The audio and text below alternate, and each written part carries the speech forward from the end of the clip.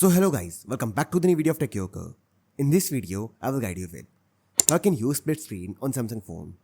So for example, I want to open YouTube and messages on split screen. So first I have opened YouTube. Now let's open messages. And now I have opened messages. Now let's say I want to use them in split screen. So I will open recent app menu. Now let's drag messages app to the bottom like this.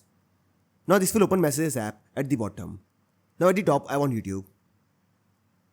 Now as you can see here, YouTube and messages both are working in split screen. Now let's say I want to change the position of both the apps. For example, I want YouTube at bottom and messages at top.